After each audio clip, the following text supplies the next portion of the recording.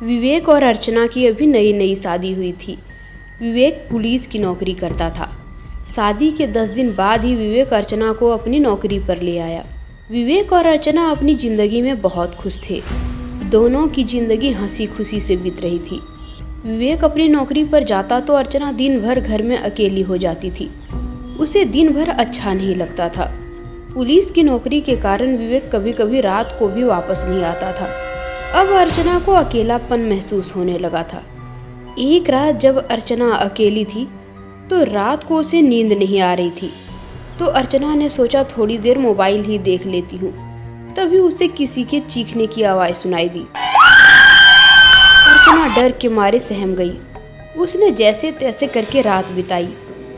उस दिन से अर्चना के साथ कुछ अजीब अजीब घटनाएं होने लगी। लेकिन अर्चना भूत प्रेत पर विश्वास नहीं करती थी, इसलिए उसने विवेक को कुछ नहीं बताया। एक बार अर्चना अपने बालकनी में बैठकर चाय पी रही थी। तभी उसे कुछ जलने की बू आने लगी। उसने किचन में जाकर देखा तो किचन में आग लग गया था।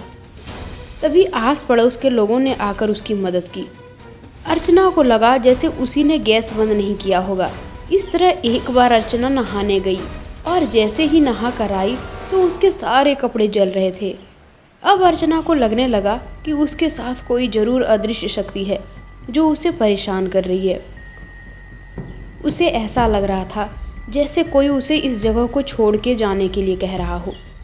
अर्चना इतना डर गई थी कि अब वो बीमार रहने लगी। उसे लगता था जैसे कोई हमेशा उसके साथ घूम रहा है।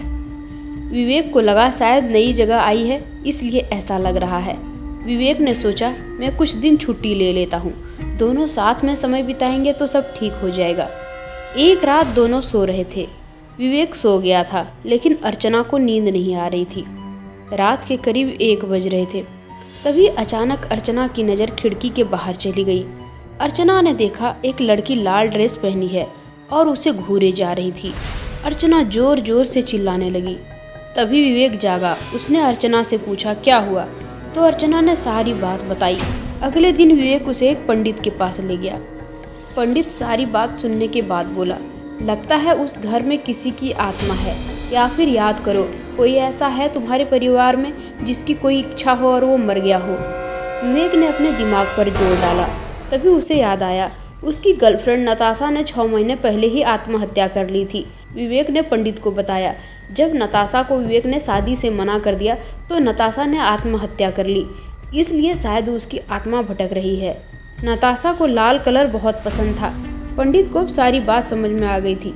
पंडित ने अर्चना के ऊपर झाड़ फूंक किया और उसे कुछ दिन गांव में सबके साथ रहने के लिए कहा।